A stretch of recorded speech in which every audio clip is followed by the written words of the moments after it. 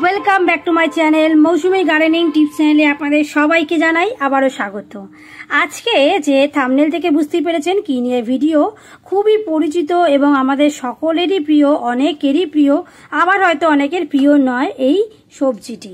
তো এই সবজিটি কি পাশে রয়েছে দেখতেই পাচ্ছেন, এটা হচ্ছে কুঁদরি। ঠিক আছে, এই কুঁদরি এক একটা অঞ্চলে হয়তো অন্য নামেও হয়তো বলা যেতে পারে, কিন্তু এখানে মেনলি যেটা বাজারে বিক্রি হয় যেটা হচ্ছে এই কুঁদরি বলে। আর এটা দেখতে ঠিক পটলেরই মতো, কিন্তু একটু সরু টাইপের, আর এটা দেখে বোঝা যাবে।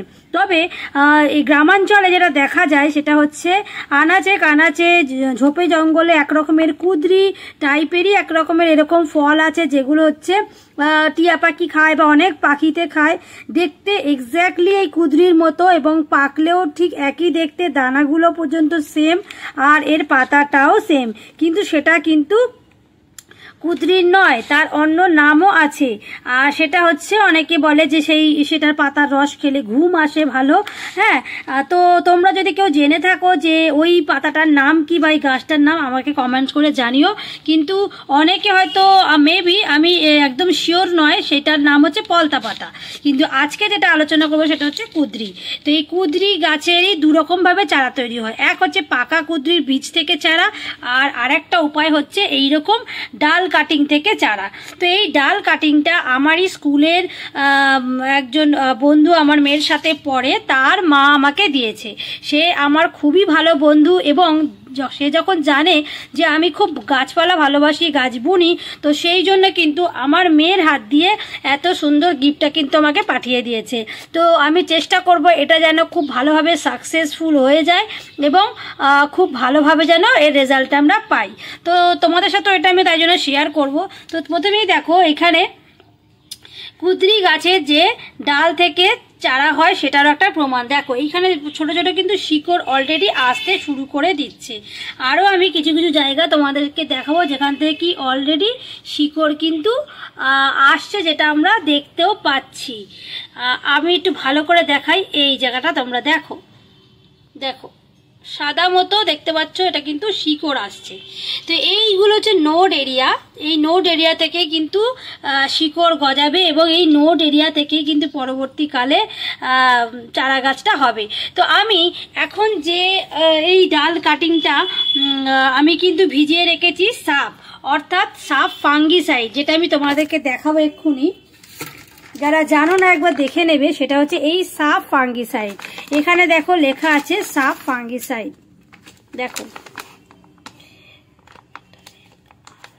এখানে হচ্ছে এর দুটো দেখো মিক্স রয়েছে। কার্বেন্ডাজিম হচ্ছে 12% রয়েছে, আর ম্যাঙ্কোজেব রয়েছে 63%। ঠিক আছে, এই যে দেখতে পাচ্ছ, এটা হচ্ছে ইউপিএল কোম্পানি। তো এটা কিন্তু আমি কোনো কোম্পানির প্রমোশন অ্যাড করছি না, কিন্তু এটা তোমাদের যারা একদমই এটার সাথে পরিচিত নয়, তোমরা যাতে এটা দেখে বাইরে থেকে কিনতে পারো। তোমাদের পরিচিত যে কোনো গার্ডেনিং টুলস পাওয়া যায়, গার্ডেনিং সার পাওয়া যায়, সেই সমস্ত দোকানে এটা ইজিলি পেয়ে যাবে। এটা হচ্ছে অ্যাকচুয়ালি যেটা হচ্ছে এটা ফাঙ্গিসাইড, দেখতে পাচ্ছ। অনেকে এটা ফাঞ্জিসাইড বলে, অনেকে ফাঙ্গিসাইড বলে, অ্যাকচুয়ালি কিন্তু এটা ফাঞ্জিসাইড। ঠিক আছে, তো এইটা হচ্ছে এখানে। আর এইটা তোমাদের আমি দামটাও বলে দিচ্ছি, দেখে নাও। এখানে দেখো এর প্রাইস হচ্ছে 111 টাকা, দেখতে পাচ্ছ। এটা রয়েছে তোমার 100 গ্রাম, এই দেখো 100 গ্রামের দাম হচ্ছে 111 টাকা। ঠিক আছে, তো আমি এটা অনলাইনে অর্ডার করেছি। আর এটা আমি একটুখানি কৌটোর মধ্যে আমি ঢেলে রেখেছি, তোমাদেরকে দেখাচ্ছি, দাঁড়াও। তো দেখো এইখানটা কিন্তু আমি ঢেলে অলরেডি রেখেছি আমার কাজের সুবিধার্থে। সবসময় প্যাকেট থেকে বার করে করা খুব অসুবিধা থাকে, কারণ হাত ভেজা থাকে অনেক সময়। তো এটা হচ্ছে তুতে কালার, দেখতে পাচ্ছ, একদম তুতে কালার। তো এই তুতে কালার, এটা হচ্ছে 1 লিটার জলে ছোট চামচের 1 চামচ মতো দিয়ে জলের মধ্যে এটা কিন্তু ভিজিয়ে রাখতে হবে। তাহলে কি হবে, তো আমার এখানে দেখো ওইভাবে আমি ভিজিয়ে রেখেছি। তাতে কি হবে, এর মধ্যে একটা প্রতিরোধ ক্ষমতা গড়ে উঠবে এবং যত ফাঙ্গাসের অ্যাটাক থেকে কিন্তু এটা রক্ষা করবে। এবং মাটির মধ্যেও কিন্তু ফাঙ্গাসের অ্যাটাক হয়, তার জন্য কিন্তু এটা আমি অলরেডি এটা আধ ঘন্টার ধরে ভিজিয়ে রেখেছি। ঠিক আছে, তো আমি যদি এখন তোমাদের সামনে ভেজাতাম তাহলে এখন ভিডিওটা করতে পারতাম না, যার জন্য আমি কিন্তু আগে থেকেই এই ডাল কাটিংটা সংগ্রহ করে নিয়ে এইখানে দেখো আমি এটার মধ্যে আধ ঘন্টা ধরে ফাঙ্গিসাইডের মধ্যে ভিজিয়ে রেখেছি। এবার দেখো আমি এটার প্রসেস তোমাদের বলে দিই। আর আরেকটা হচ্ছে যেটা হচ্ছে এইরকম যেগুলো কুদরিগুলো বাজার থেকে আনি, দেখবে অনেক সময় এগুলো পাকা কতগুলো চলে আসে আমাদের সামনে। তো পাকা অনেকে ফেলে দেয়, অনেকে বা সবজিতে দিয়ে দেয় খায়।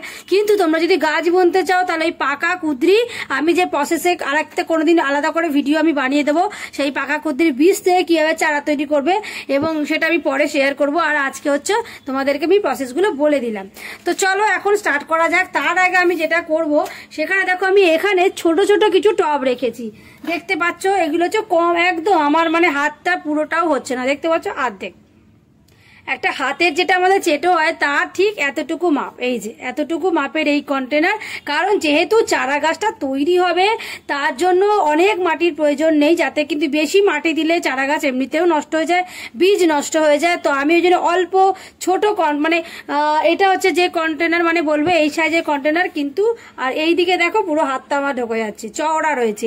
তো এইগুলো আমি ছোট ছোট কতগুলো আমার কাছে পড়েছিল, যেগুলো হচ্ছে গাছ বোনার জন্য আমি অলরেডি এরকম মাটি তৈরি করে রাখাই থাকে আমার। কারণ অনেক সময় আমরা রাস্তায় পথ চলতে অনেক ডাল কাটিং নিয়ে চলে আসি, তখন মাটি রেডি করতে সময় লাগে, যার জন্য আমি টবে করে রাখি, জাস্ট এনেই যাতে আমি একটু খুঁচিয়ে ডালটাকে বুনে দিতে পারি। তো দেখো আমার এখানে অনেকগুলো রাখা আছে। তো আমি 3টে টবে চেষ্টা করছি এটা করবার জন্য। তো প্রথমে যেটা করবো সেটাতে দেখো এটার কাটিংটা আমি একটু খুলে নিচ্ছি। কারণ আমি এটা যেটা করব সেটা হচ্ছে আমি একটা টবের মধ্যেই এটা দেব না, তার কারণটাও আমি বলে দিচ্ছি। তার কারণ হচ্ছে যদি কোনো কারণে একটা টবের মধ্যে যদি আমি পুরো কাটিংটা এভাবে দিয়ে দিই এবং সেই কাটিংটা কোনোভাবে না বাঁচতে পারে, তাহলে আমার পুরো কাটিংটাই পচে নষ্ট হয়ে যাবে। তার জন্য কি করব আমি, যে আমি একটু আলাদা আলাদা করে 2-3টে টবে যদি আমি করি, একটা যদি কোনো কারণে মানে বাঁচতে না পারে, যাতে অন্যটাও বেঁচে যায়।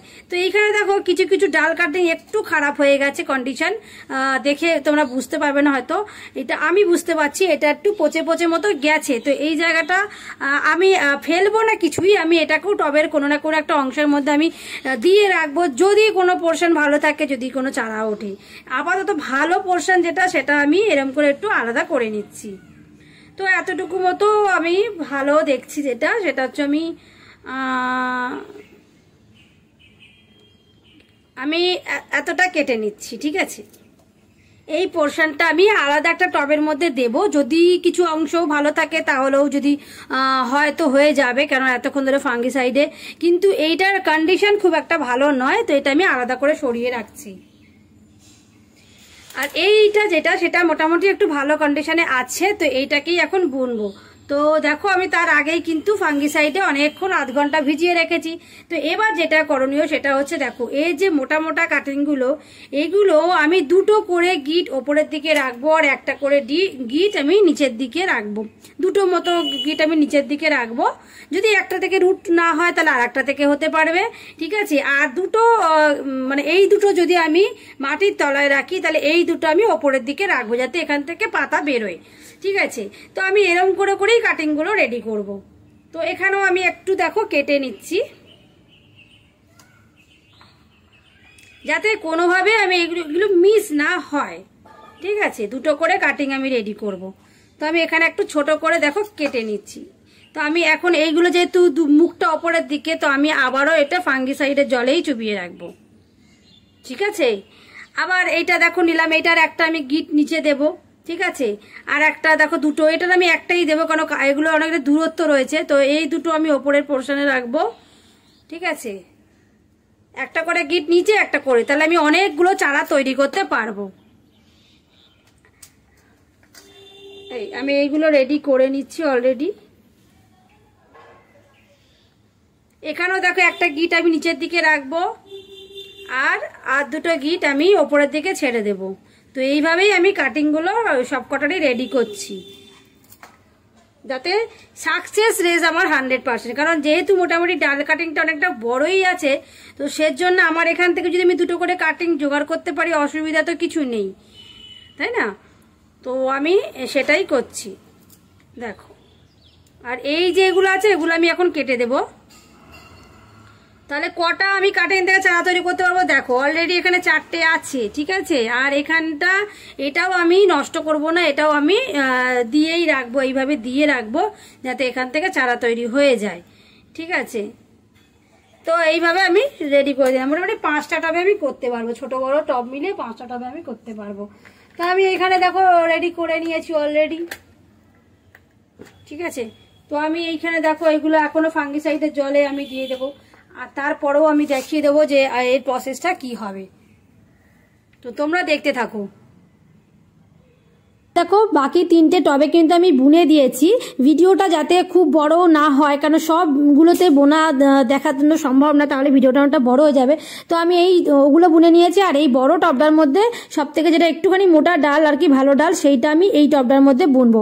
তো আমার এখানে হোমমেড যে কম্পোস্ট সার তৈরি করা, যেটা হচ্ছে তার মধ্যে মানে সবকিছু কম্পোস্ট রয়েছে, মানে লিপ কম্পোস্ট রয়েছে, এক্সেল ফার্টিলাইজার রয়েছে, ঠিক আছে, বা ব্যানানা পিল ফার্টিলাইজার, সেইগুলো সবকিছু দিয়ে কিন্তু আমার আগে থেকেই এরকম করে টবে আমার মাটি সবসময় রেডি কিছু করে রাখি, যাতে তৎক্ষণাৎ কোনো গাছ আমার বুনতে অসুবিধা না হয়। তো দেখো তো সবগুলো ডালে কিন্তু আমার অলরেডি দেখো ফাঙ্গিসাইডের জলের মধ্যে ডোবানোই ছিল।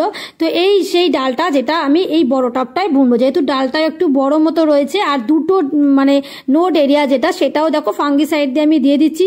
অবশ্যই মনে রাখতে হবে নোড এরিয়াটাই মাটির তলায় রাখতে হবে, যাতে সেখান থেকে শিকড় বেরোয়। আর দুটো নোড এরিয়া রাখলাম, কারণ একটা যদি কোনো কারণে ফেলিওর হয় আর একটা নোড থেকে নিশ্চয়ই শিকড় বেরোবে, আর ওপরেও দুটো গাঁট আছে যেখান থেকে কিন্তু ডালপালা পাতা পরবর্তীকালে বেরোবে। তো এখন এইটা আমি এই বরাবর কিন্তু দেখো ভালো করে বুনে দিচ্ছি।